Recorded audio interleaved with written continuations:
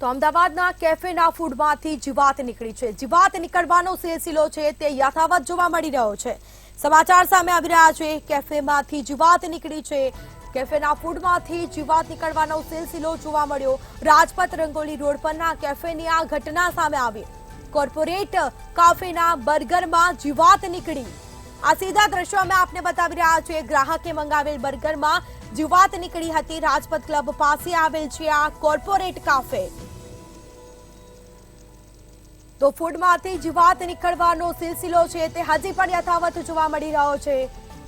તો રાજપથ રંગોળી રોડ પરના કાફેની આ ઘટના સામે આવી છે,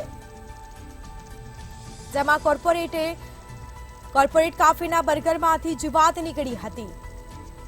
તો વધુ વિગતો સાથે સંવાદદાતા મેહુલ દુધરેજિયા ફોન લાઈન પર જોડાઈ ગયા છે। જી, અમદાવાદ કેફેના ફૂડમાંથી જીવાત નીકળવાનો સિલસિલો યથાવત જોવા મળી રહ્યો છે। ફૂડમાંથી અનેક પ્રકારની જીવાતો નીકળવાનો હજી પણ સિલસિલો યથાવત જ છે। શું માહિતી?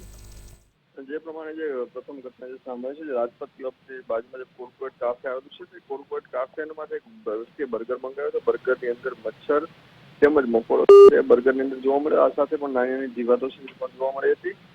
સૌથી મહત્વની વાત એ છે કે આ પ્રથમ વખત નથી। અમદાવાદ શહેરની અંદર દર બીજા દિવસ પ્રમાણે જે ઘટના છે તે બનતી હોય છે, અને જે રીતે આજે અખાદ્ય ખોરાક જે છે લોકોને વધારે પૈસા લઈને પીરસવામાં આવે છે, પરંતુ ક્યાંક આ રીતની જે ઘટનાઓ સામે આવી છે તેને લઈને લોકો હવે હેલ્થ વિભાગ સામે પણ સવાલો ઉઠાવી રહ્યા છે। કારણ કે જો યોગ્ય સમયે આ ચેકિંગ કરવામાં આવતો તો આ તમામ જે લોકો છે જે આ રીતનો અખાદ્ય ખોરાક વેચે છે તેને પણ થોડું કોર્પોરેશનનો ડર રહે, હેલ્થ વિભાગનો ડર રહે, પરંતુ જે કોર્પોરેશનના જે લોકો છે તે ફક્ત ને ફક્ત નજવો દંડ કરી આ લોકોને છોડી મૂકતા હોવાના લીધે આ પ્રમાણે ઘટના છે તે અમદાવાદ શહેરમાં વારે વારે જોવા મળે છે। સ્મિતા જી બિલકુલથી તમામ જાણકારી આપવા બદલ આપનો આભાર।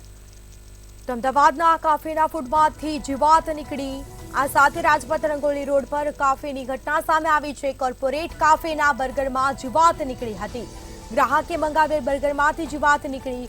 રાજપથ ક્લબ પાસે આવેલ કોર્પોરેટ કાફે જેમાંથી જીવાત નીકળી હતી બર્ગરમાંથી। આ સીધા દ્રશ્યો અમે આપને બતાવી રહ્યા છે।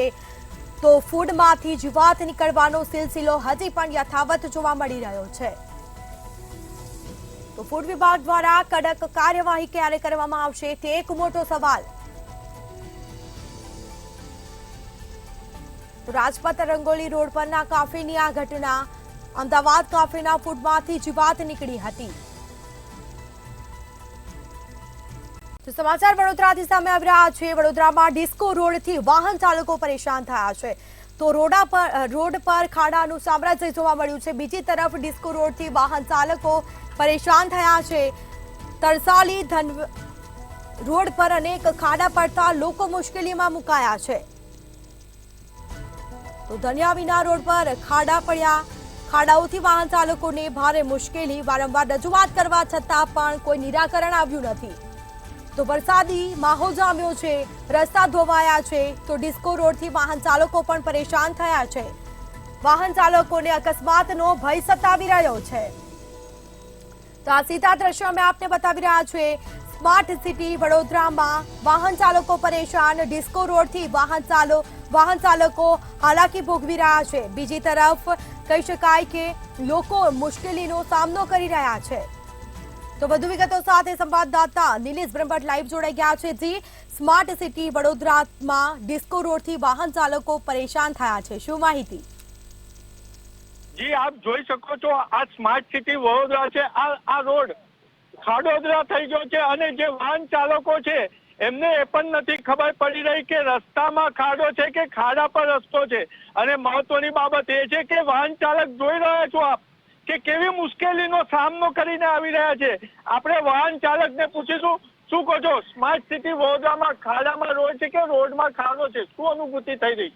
ખાડામાં રોડ છે કે રોડમાં ખાડો છે કઈ ખબર પડતી નથી। આ અમારા હિંમતનગરથી જે ધન્યાવી જવાનો રસ્તો છે, આદર્શનગર હિંમતનગર સેવા સિટી સામે, તે રસ્તો એટલો ખરાબ થઈ ગયો છે।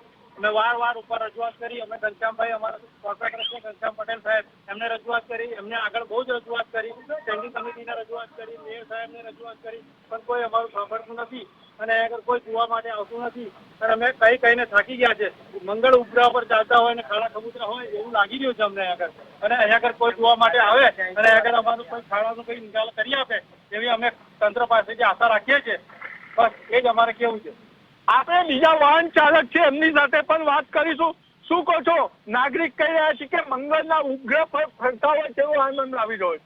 બિલકુલ નહીં, કોઈ આનંદ નથી આવી રહ્યો. બિલકુલ રસ્તો ખરાબ છે અહીંયા, કોઈ છે જ નહીં અહીંયા. અમારે ઘરે નથી કારણ કે 1.5 વર્ષ થઈ ગયું આ રોડનું કામ નવું ચાલે છે. અત્યારે લગી આને કોઈ જવાબદારી રિપેર કરવા માટે કોઈ આવતું નથી અહીંયા. એટલે 1.5 વર્ષ થઈ ગયો અને આ મહત્વની બાબત છે કે આ ટાઉન પ્લાનિંગ અધ્યક્ષ ઘનશ્યામ પટેલનો હોય છે. ઘનશ્યામ પટેલ સામાન્ય સભામાં બોલે છે, છતાં પણ સ્થાયી સમિતિના અધ્યક્ષનું પેટનું પાણી નથી હલતું અને નાગરિકોને પારાવાર મુશ્કેલી પડે છે. ટ્રાફિક જામ થઈ જતા હોય છે અને અહીંયાથી એક અકસ્માતમાં તો એક યુવાનનું મોત પણ થયું છે. અકસ્માતમાં યુવાનનું મોત થયું છતાં તંત્ર નથી સુધરી રહ્યું. શું કહેશો?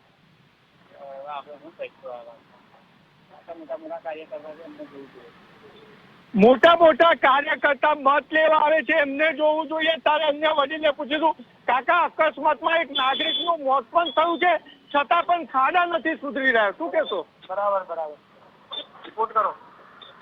રિપોર્ટ કરો કહીને નાગરિકો જઈ રહ્યા છે. ત્યારે સ્થાયી સમિતિના અધ્યક્ષ ને આ લપડાટ છે. દર વર્ષે કોન્ટ્રાક્ટરોને કરોડોના ટેન્ડર આપે છે ને કોન્ટ્રાક્ટરને છાવરે છે તેવો આક્ષેપ પણ સ્થાયી સમિતિના અધ્યક્ષ પર થઈ રહ્યો છે. ત્યારે આપ જોઈ શકો છો ટાઉન પ્લાનિંગના અધ્યક્ષ ઘનશ્યામ પટેલનો હોય છે. નાગરિકો ઘનશ્યામ પટેલને ફરિયાદ કરે છે અને ઘનશ્યામ પટેલ સ્થાયી સમિતિ મીટિંગ હોય કે સામાન્ય સભા હોય તેમાં બોલતા આવે છે, પરંતુ સ્થાયી સમિતિના અધ્યક્ષ જે પોતે ડોક્ટર છે તે સંવેદનાહીન થયા હોય તેમ જણાઈ રહ્યું છે. આપણે અન્ય નાગરિક સાથે પણ વાત કરવાનો પ્રયત્ન કરીશું કે શું તકલીફ પડી રહી છે. શું કહો છો?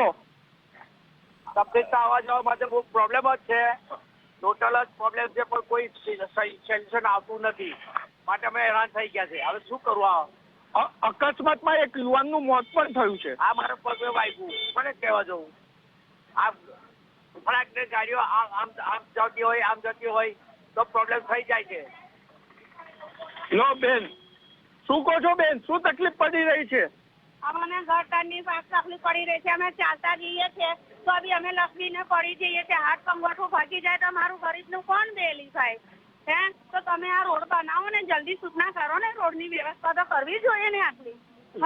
રોડ નાગરિકોને ચાલતામાં જવાની પણ તકલીફ પડી રહી છે. ત્યારે એક જોવાનું રહે છે કે સ્થાયી સમિતિના અધ્યક્ષ કેટલા સંવેદનશીલ થઈ અને રોડ પર આવી અને આ રોડનું કામ પૂર્ણ કરે છે. જી તમામ જાણકારી આપવા બદલ આપનો આભાર. તો આ સાથે તરસાલીના ધનવાનીના રોડનો રસ્તો છે તે બિસ્માર બનતા વાહન ચાલકો પરેશાન થયા છે.